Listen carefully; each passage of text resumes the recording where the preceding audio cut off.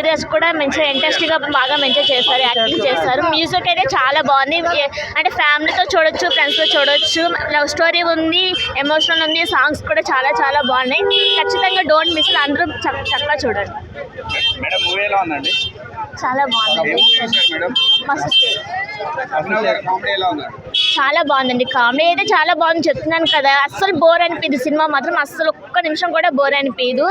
మొత్తం ఇంట్రెస్ట్గా చూడొచ్చు. చాలా బాగుంది, సాంగ్స్ ఉన్నాయి, సాంగ్స్ బాగుంది, అంటే బ్యాక్గ్రౌండ్ మ్యూజిక్ కూడా చాలా బాగుంది. చాలా బాగుంది. Thank you. అభినవ్ గారు డైరెక్టర్, యాక్టర్. ఒక కామెడియన్ని ఒక లీడ్ రోల్ గా చూస్తే ఎంత సాటిస్ఫికేషన్ ఉంటుంది అన్న ఈ మూవీ చూస్తే మీకు తెలుస్తుంది. నాకైతే ఫుల్ సాటిస్ఫై అయింది. బికాజ్ ఒక మూవీలో మస్తు షేడ్స్, ఎందుకంటే హీరోలో అన్ని షేడ్స్ ఉన్నాయి.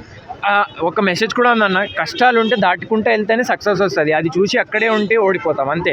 ఆ మెసేజ్తో ఒక మూవీ వెళ్తుంది అన్న. ఫోటోషాప్ అలాంటివి ఎవరైనా ఇంట్రెస్ట్ ఉంటే, ఫ్లెక్సీలు గిక్సీలు అలాంటి వాళ్ళకి ఈ మూవీ మస్తు నచ్చుతుంది నాకు తెలిసి. ఎందుకంటే అదే కంటెంట్ మీద వెళ్తుంది మూవీ లాస్ట్ వరకు.